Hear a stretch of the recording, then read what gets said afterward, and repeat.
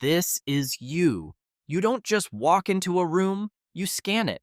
Not obviously, not in a way people would notice, but within seconds, you already know who's uncomfortable, who's faking a smile, and who's about to say something they'll regret.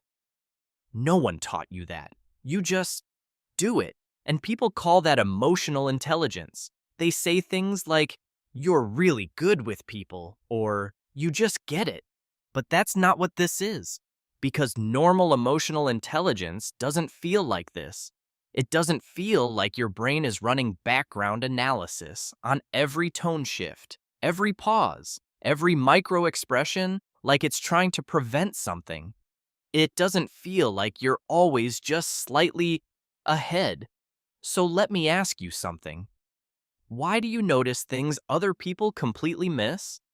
Why can you feel when something's off before anything actually happens? And why? Does your brain refuse to relax, even when everything is technically fine? Because this isn't just awareness, it's training, and you didn't sign up for it. At some point in your life, whether you remember it clearly or not, your environment taught you one simple rule: pay attention or pay the price. So you learned fast. You learned to read people before they spoke. You learned to detect tension before it turned into something worse. You learned to think ahead because reacting too late wasn't an option. And now it just looks like you're smart, like you're perceptive, empathetic, good with people. But what people don't see is the cost. They don't see how your brain never really switches off, how silence isn't peaceful, it's just more space to think, how a normal conversation can turn into a full mental replay hours later. And here's the part no one talks about: you don't always trust your own conclusions. You double check them, replay them, question them, because being wrong once might have mattered more than it should have. You're lying in bed, lights off, and your brain goes, "That tone was weird. Why did they pause there? Did I miss something?" And suddenly you're back in that moment, analyzing it frame by frame like it actually matters. And the worst part? Sometimes it did. Which is exactly why your brain keeps doing it. Because for a long time, this wasn't a skill, it was survival. And once you realize that, a lot of things about you start making uncomfortable sense. And if you think that only shows up in social situations, it doesn't. It shows up everywhere. Like when someone says something simple and everyone else just hears the words, but you hear the hesitation behind them, the almost sentence, the version they edited out. You notice when someone laughs half a second too late, when their energy doesn't match their words, when their "I'm fine" feels rehearsed. And here's the uncomfortable truth: you're usually right. Not always, but often enough that your brain decided it's worth paying attention. So you don't react immediately, you just store it quietly, adding it to a pattern you've been building for years. Now here's where it gets even more interesting. People trust you because of this. They open up to you. They feel understood around you. But they don't realize how much you're actually processing in real time. You're not just listening. You're decoding, filtering, comparing, and doing it so fast it looks effortless. It's not. It's practiced. And then there's this thing you do under pressure. And this part always confuses people. Everything falls apart. Plans change. Tension rises. People start panicking. And you get quiet, focused, clear, almost like your brain finally stops multitasking and locks in. This is where you perform best. You start connecting dots, finding solutions, adapting faster than everyone else. And people look at you like, "How are you so calm right now?" But the truth is, this isn't calm. This is recognition. You've been here before. Different situation, same emotional blueprint. And when it's over, when everything settles again, that's when it hits you. Not during, After, when your body finally catches up to what your mind just handled, and suddenly you're tired in a way that doesn't make sense to anyone else. But here's something you probably didn't notice about yourself yet. You think about people a lot, not in a dramatic way.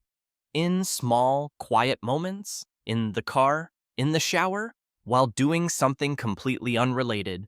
You replay conversations, not just what was said, but what it meant, what it could have meant, what it almost meant. Because understanding people isn't optional to you. It never was. And here's where it gets uncomfortable, because from the outside, this all sounds like strengths, awareness, empathy, depth. But those things didn't grow in a vacuum. They were built in moments where your brain realized, I need to pay attention here. Which brings us to something most people get wrong about you. You don't actually like doing everything alone. You're just used to it. You'll figure it out. You always do.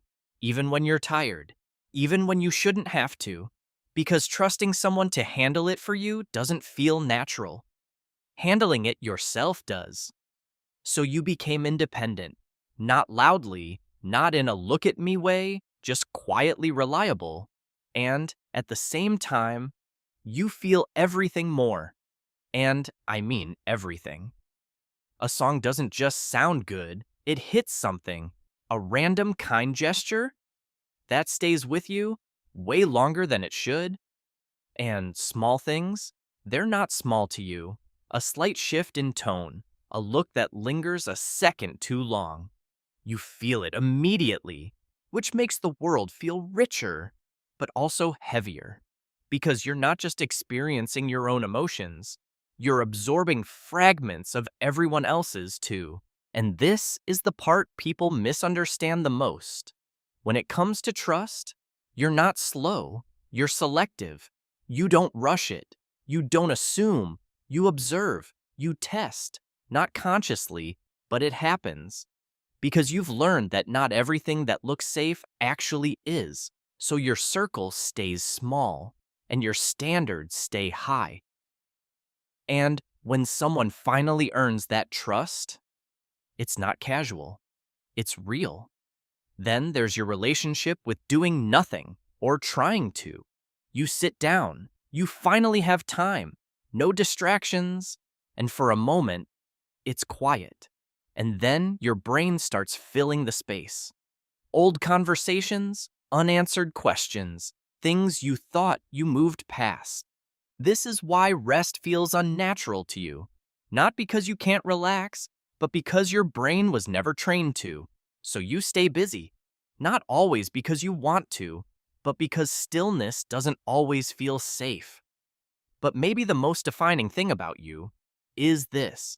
You don't move through life casually. You can't. You've seen too much, felt too much, thought too deeply for that. So things matter.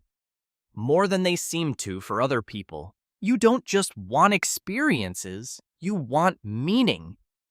And here's the part most people will never understand about you.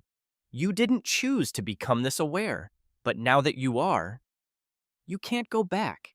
And somehow, despite everything, you built something out of that. You adapted. You became someone who can handle complexity, who can sit in uncomfortable moments without immediately escaping them, who understands things others don't even notice. And if you're still here, there's a reason. Because something in this felt familiar. Not everything, but enough.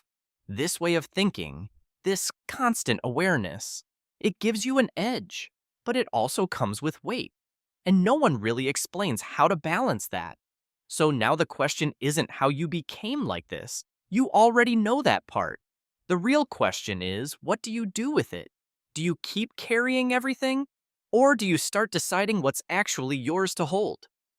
Be honest. You're not going to stop thinking about this after the video ends anyway.